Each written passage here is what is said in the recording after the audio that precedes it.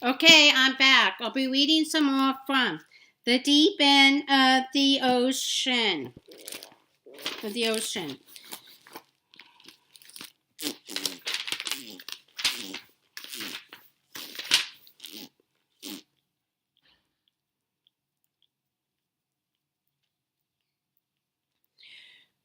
Two, 80, 82. Okay, I'm back. I'll be reading some more from The Deep End of the Ocean. Chapter 23. They could not make Candy stop apologizing. When she thought about that first week, years later, it was Candy's utter despair that Beth remembered most. The S the CORUSCATING blame she heaped on herself and Bender, and even the devoted officers from a Parkside staff blame in fistfuls, even after Beth begged her to stop, even after Rosie, for God's sake, put her hands on Cindy's shoulders and said, "This is not right. You did everything. This family owes you its life." Its life. It started the moment the three of them stepped out onto George Karras Park's porch and stood blinking in the late afternoon sun. After Karras had told them and Sheriff Bastokovitch had confirmed by phone that his wife Cecily had been a patient at Silvercrest in ELGIN, a private hospital for the mentally ill for the past 4 years. That he, George, was essentially a single parent of their only son, Sam, Cecily's child from a previous marriage, whom George had legally adopted not long after his own marriage to her 7 years ago. Beth had tried, and to an extent had been successful, to make a blur of the moment George Karras said that to blot out the remembrance of her nauseousness when the vein in Pat's forehead began to flutter and sweat beaded at the neck of his shirt. "Legally adopted?" he said softly, dangerously. "That I will I will break anything here, Vincent looked in his eyes. "Legally adopted?" Candy urging Pat wait, and George continuing vividly, anxiously, "No, it's fine, it's okay. You can check. I got the legal document right. Am I safe with his birth certificate? Go ahead. Let's clear this up, okay?" "Okay." Jimmy, showing up in the living room then, and he and Candy leading a widgeted Pat outside. Wire BASTOKOVITCH flipped open a steno pad and sat down heavily on George's couch, asking in low tones if Mr. Karras would like an attorney present before he answered some questions. Sighing as he began, even while outside, Pat, Beth, and Candy could still hear George's voice pipping up. You just got to look at the papers. That's all. He's my son. He's my wife's child. It's a mix-up. Just let me get them outside the door." Candy had turned to Beth and Pat abruptly. Please," she said,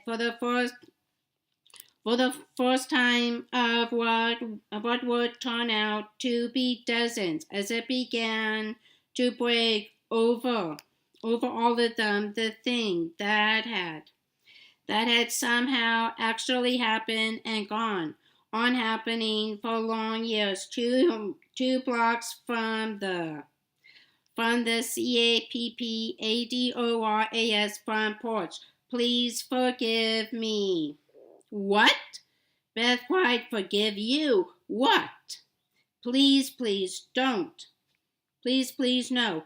Don't forgive me. This is the worst fucking ABORTION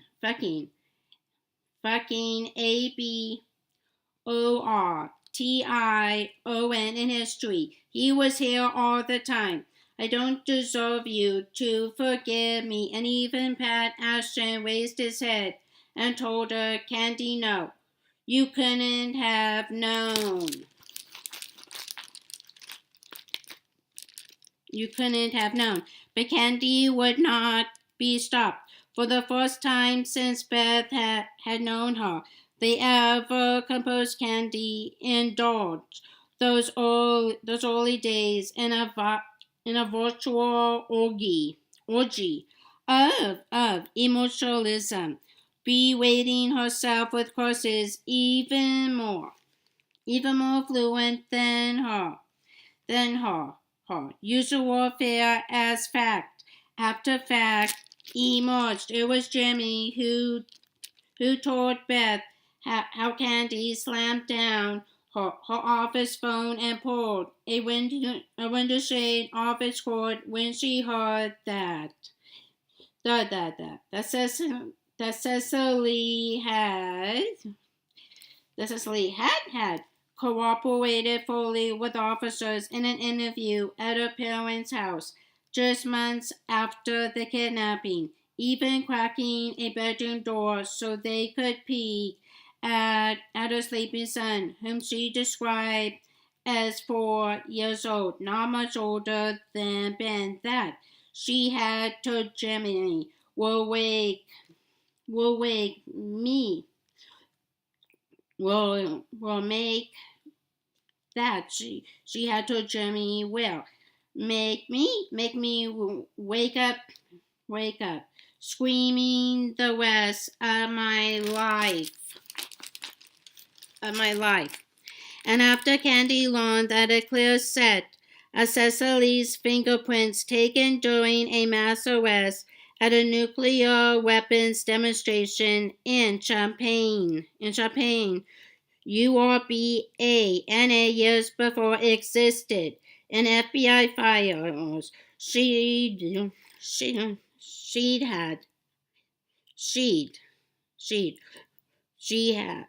one up 3 flights to shout into the phone at Bender that she didn't care if the fucking bulging dirtbag lived in Budapest now, that Bender had better find him because the CAPPADORAS were going to sue the government for millions.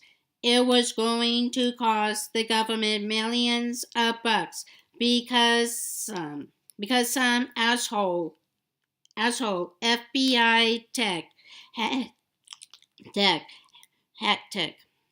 had been given prints on rubber, for Christ's sake, on the bottom of Ben's second tennis shoes, prints probably as clear as the dummy sets they gave you to study in the academy, and still managed to screw up lifting them. And you guys had a matching set, Candy screamed.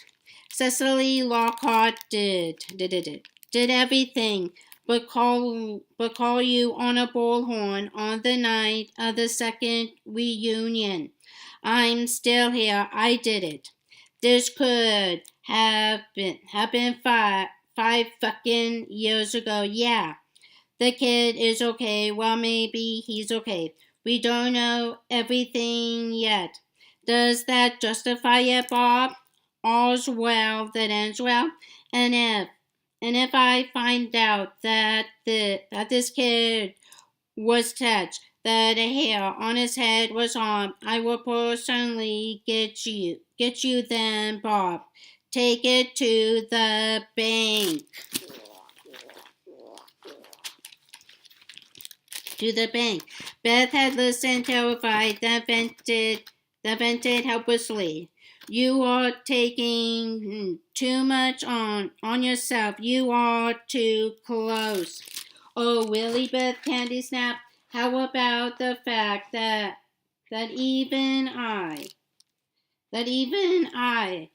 fucking spaced the Minneapolis connection. She only moved back and forth about 50 times. She stopped then and apologized for her sarcasm.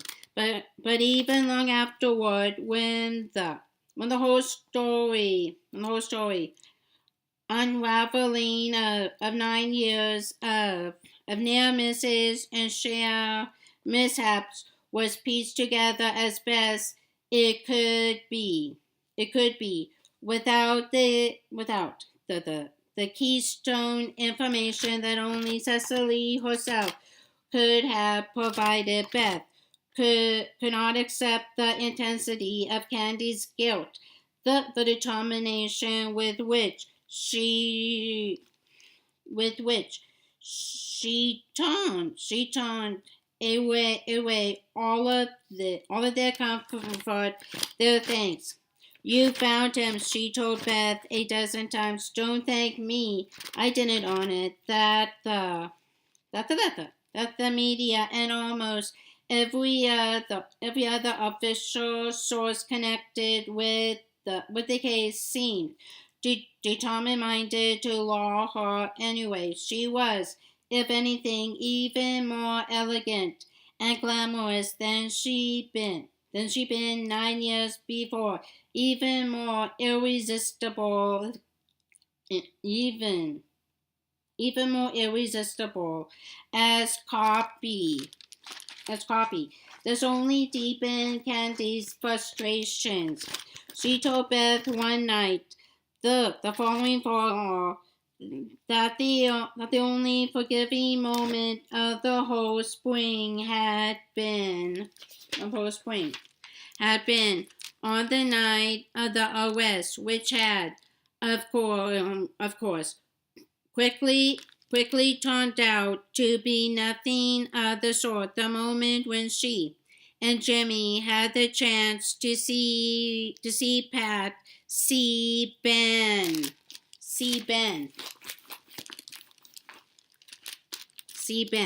Beth was able to summon that part of herself, entire play it back, almost like a time-elapsed film of a rose opening.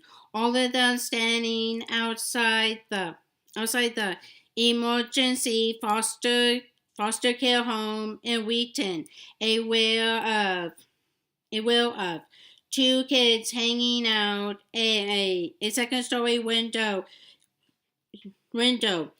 to try to see them under the roof of the porch. George, his eyes and nose reddened, but his handkerchief neatly folded in his sport coat pocket, arriving with BAST OVITCH in the sheriff's car, passing the CAPPADORAS with a silent gesture, elbows and palms up. Something midway between a shrug and a plea as he went inside. Them all waiting, Vincent plowing the soft dirt of a flower bed with his toe, Carrie sitting on the ground holding the whining, squirming Beowulf on his lead. Beth, wondering why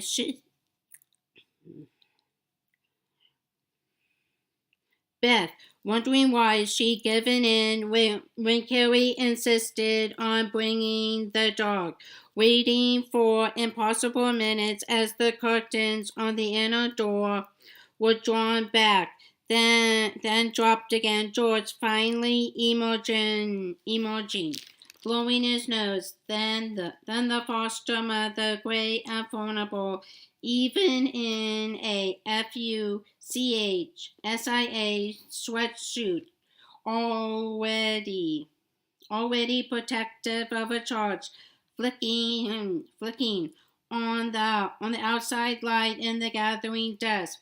She came out onto the step and stood to one side, holding the screen door open behind her.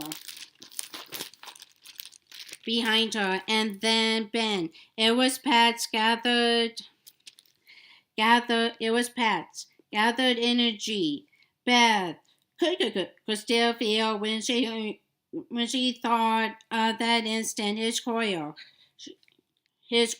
She thought he would leap up onto the step, leaving her behind, numb, her arms hanging thick and useless. He had instead waked his hair once and then walked up to the steps slowly, cautiously, the way a field biologist would approach a newborn antelope, and extended his palm, made as if to shake hands. And when the child only stared at him, as Beth held her breath, Pat had lifted his hand, one thumb down the side of Ben's face from his hairline to his chin, and asked, "How are you?" And asked, "How are you?"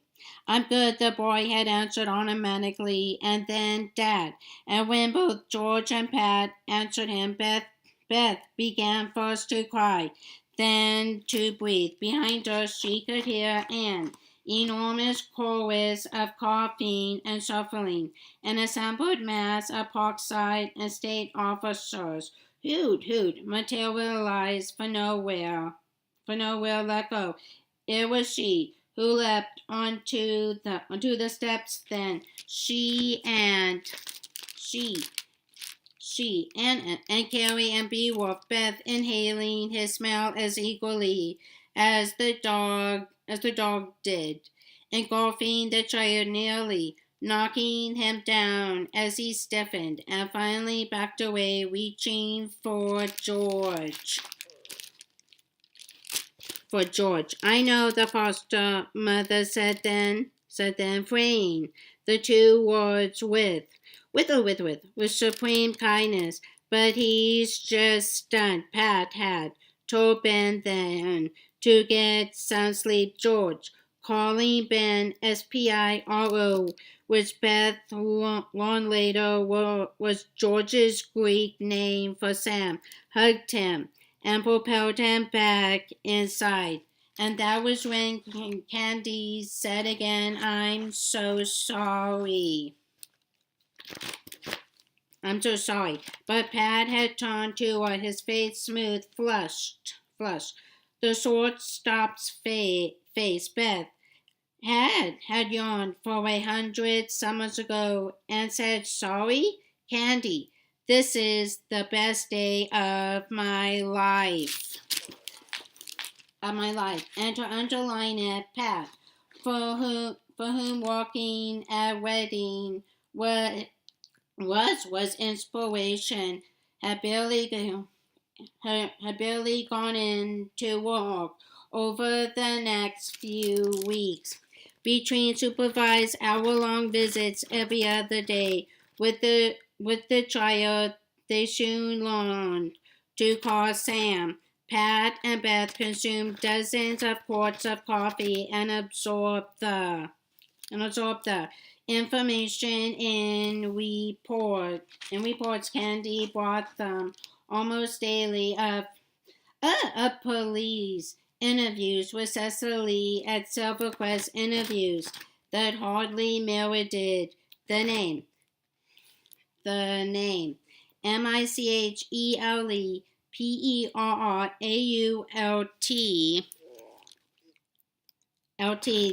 the little lawyer George had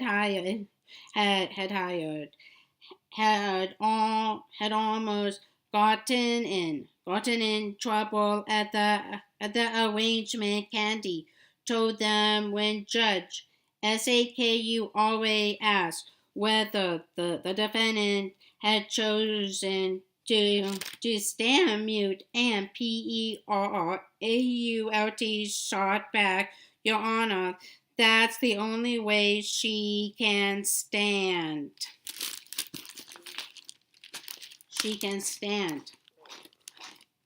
But it was dead accurate. The diagnosis in late terms was CATATONIC depression. When she entered SilverCrest years before, Cecily had, Candy said, shown some animation, spoken occasionally in the train. Spielwick, actor's voice that took the staff by surprise, especially when what she said was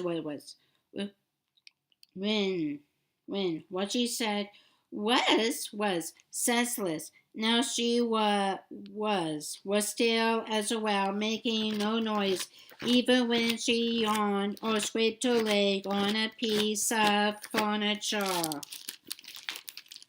at SilverCrest and Cecily's room. In the day room, in a supervising physician's office, Candy, and after her, Robert Bender, Kevin Taylor, others had spent hours with Cecily. They had shown Cecily pictures that George, in a fumbling opening gesture that made Pat cry, had duplicated for the CAPPADORAS, pictures of Cecily on her mother's porch with Ben, on a brand new red bike with training wheels, pictures of George with Ben sitting on his shoulders on a mountain path.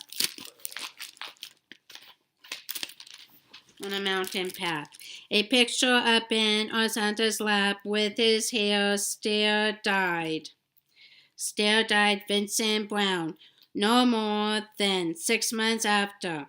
How had she dared, Beth thought, and then thought, of course, what else would she have done? Was Cecily, after all, stupid or just crazy? That picture, the one that attracted Beth most, had to have been taken the fall after the police interviewed Cecily, after she had moved back to Chicago from Minneapolis. Candy said Cecily's mother had confirmed the move, that Cecily had shown up with a grandson Miss Lockhart had never even met before. Beth pressed Candy. Why had Miss Lockhart believed Cecily? Didn't she connect the sudden grandson with Ben's much publicized loss? If she did, she's not saying, Candy replied. In the meantime, after the Ben pictures failed, the police, with the help of Cecily's psychiatrist, had tried evoking responses with other stimuli. Hippie music from high score times, Cream and Jimi Hendrix and DONOVAN. They had brought her mints, which our nurse said Cecily loved, and watched Cecily reach out and gulp with them.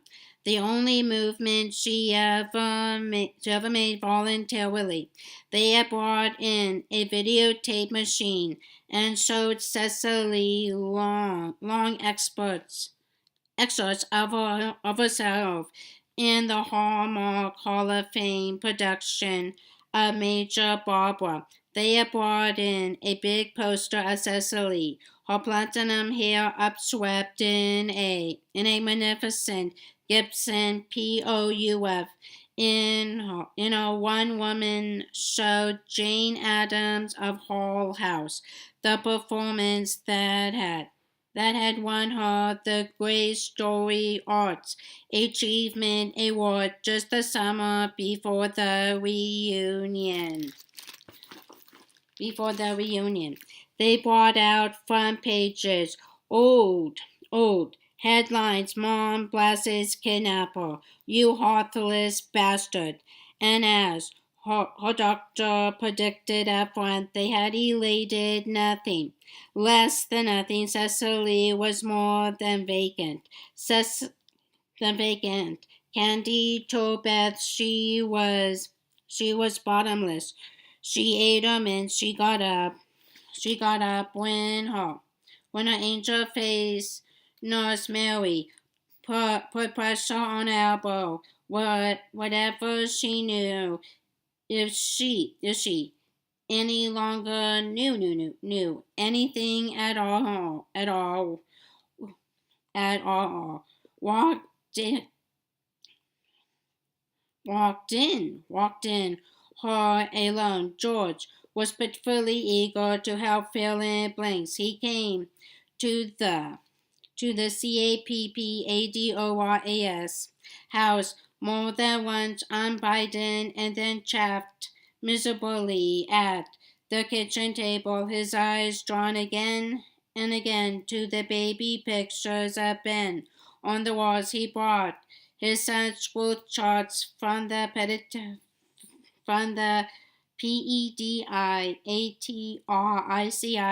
his dental records.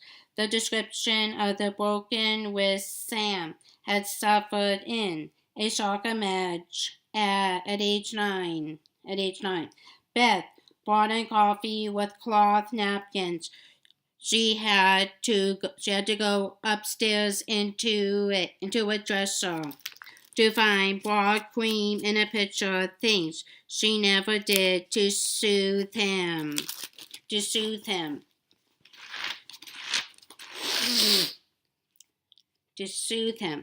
And finally, one night when Ben was still in transitional care, George had blurted. You guys probably think I should feel more guilty. And I do feel guilty. I do. But how?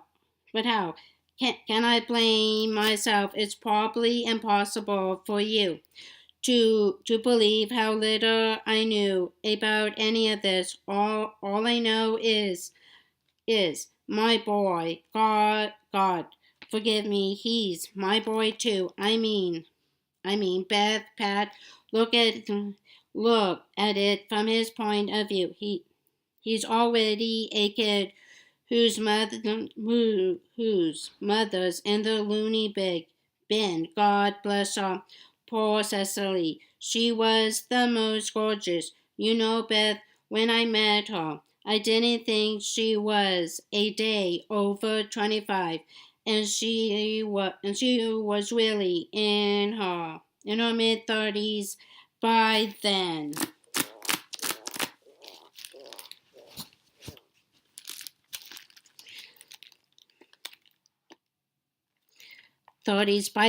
She was so delicate and so sweet, like a flower. George tapped his chest. We were running this promotion deal. You got tickets to that theater out there by the airport. She had just moved back from Minneapolis, and she was in My Fair Lady. And here am I, this dummy who builds desks. That she would look at me. That woman, this girl, would look at me. I couldn't believe it.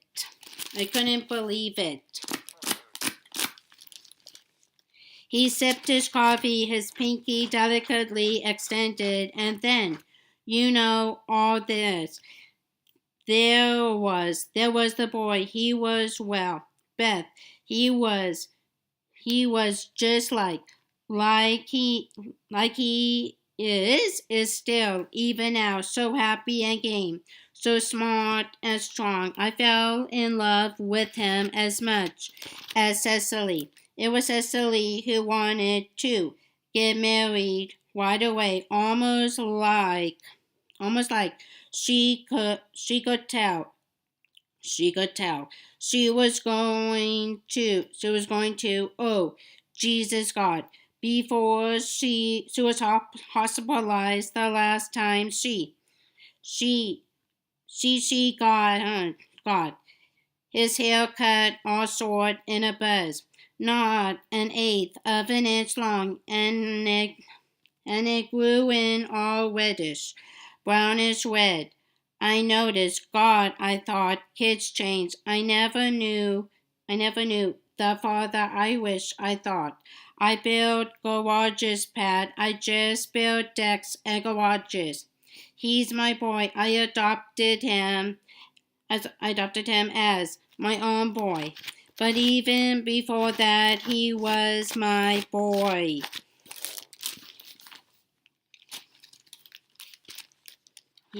He was my boy. George ran his hands through his perfect hair. Was it wider? In only weeks, thought Beth. Was this just a myth, or did it actually happen to people? George said. I figured, of course, Cecily and me, we'd have more. But she got so sick so fast, and then I found out she really wasn't so young. And Jesus, the shock treatments, times I come there, they have her bound up in belts. She bite at and then later when she didn't even know me anymore, didn't even know her mother or the boy. But I had Sam, my SPIRO. I had my little all-star. See? Beth could feel the dampness at her neck. Her shirt collar was soaking with unwiped tears. Her nose was running. She hadn't even been aware. She cried, George, she said. You don't have to tell us. Despite the ache of sympathy they felt, Pat and Beth agreed to stand firm, whatever George would be to Sam.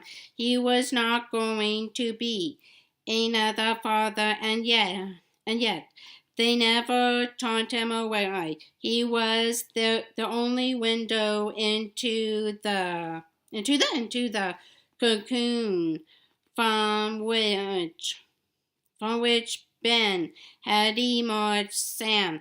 Charges were issued. The state of Illinois had charged Cecily Lockhart, KARAS, with aggravated kidnapping and stood prepared, depending on what was learned about the conditions under which Ben had lived for 9 years, to tack on everything except the abduction of Patty Hearst, false imprisonment, child abuse and endangerment, interference with custody, secreting a child, civil rights violations. Candy smiled when she read the complaint.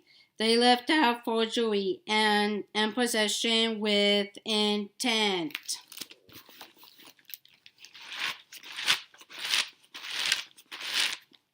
But Candy knew, as everyone knew, as Beth knew, from the first moments of dawning comprehension in George's living room, that the whole legal process would turn out to be mostly theater and elaborate pantomime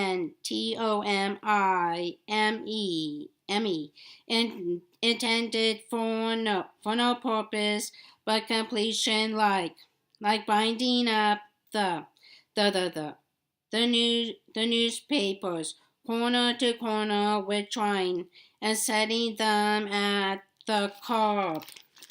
All the heroine would accomplish, Candy predicted, would be to make a public witness of tying that knot, securing it, snipping the cord.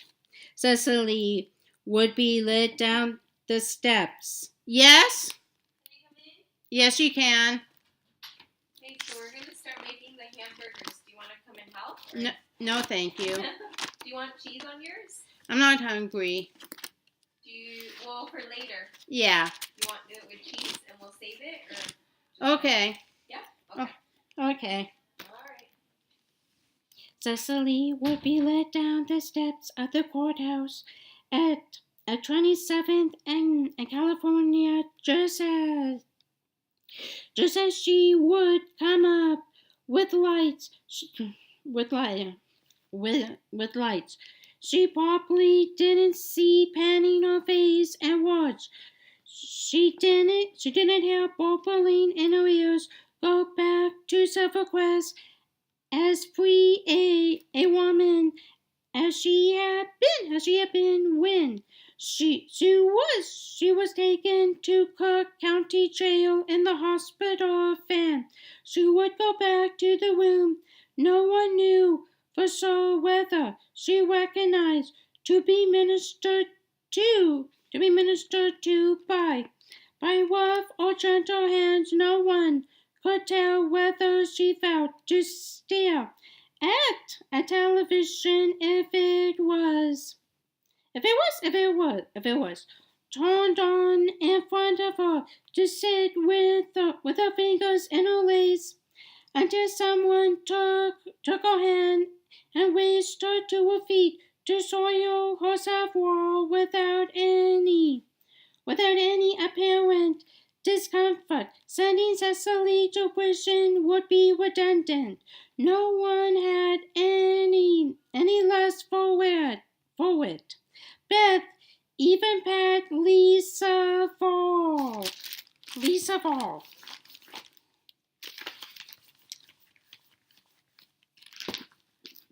Okay, that's all for now. Bye-bye.